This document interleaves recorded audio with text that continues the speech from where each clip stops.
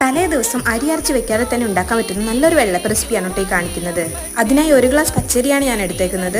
അരി നന്നായി കഴുകിയതിനു ശേഷം അതിലേക്ക് 1/2 ഗ്ലാസ് തേങ്ങ, 1/4 ഗ്ലാസ് ചോറ്, അല്പം ഈസ്റ്റ്, 1 ടീസ്പൂൺ പഞ്ചസാര, ആവശ്യത്തിന് ഉപ്പ് ഇതെല്ലാം ചേർത്ത് മിക്സ് ചെയ്തതിനു ശേഷം ആവശ്യത്തിന് വെള്ളം ഒഴിച്ച് നന്നായി ഇളക്കുക. വെള്ളത്തിന്റെ അളവെന്ന് പറയുന്നത് അരിയുടെ മുകളിൽ അല്പം പൊന്തി നന്നായി ഒഴിച്ചതിന് ശേഷം ഇത് മൂടി വെക്കുക. പിറ്റേന്ന് രാവിലെ ഇത് മിക്സിയിൽ നല്ലതുപോലെ അരച്ചെടുക്കണം. അതുകൊണ്ട് തന്നെ തലേദിവസം അരി കുതിർക്കാനിട്ട് അരയ്ക്കേണ്ട ആവശ്യം വരുന്നില്ല.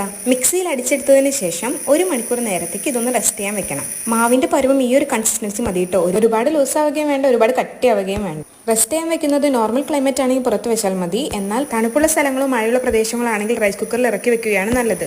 1 മണിക്കൂറിന് ശേഷം നല്ല സ്വാദിഷ്ടമായ അപ്പം ഇതുപോലെ പരത്തിയെടുക്കാം കേട്ടോ. ഇവിടെ ഇഷ്ടം ദോശപ്പരവും ആയതുകൊണ്ടാണ് കേട്ടോ ദോശച്ചട്ടിയിൽ ചുടുന്നത്. നിങ്ങൾക്ക് അപ്പച്ചട്ടി യൂസ് ചെയ്യാം. എന്തായാലും ഒന്ന് ട്രൈ ചെയ്ത് നോക്കൂട്ടോ. നോർമലി ഉണ്ടാക്കുന്ന വെള്ളയപ്പത്തിനേക്കാൾ ഒരുപടി ടേസ്റ്റ് മുൻപിലേ നിൽക്കുള്ളൂ. ട്രൈ ചെയ്ത് ഇഷ്ടപ്പെട്ടെങ്കിൽ സബ്സ്ക്രൈബ് ചെയ്ത് കൂടെ കുടിക്കോ. താങ്ക്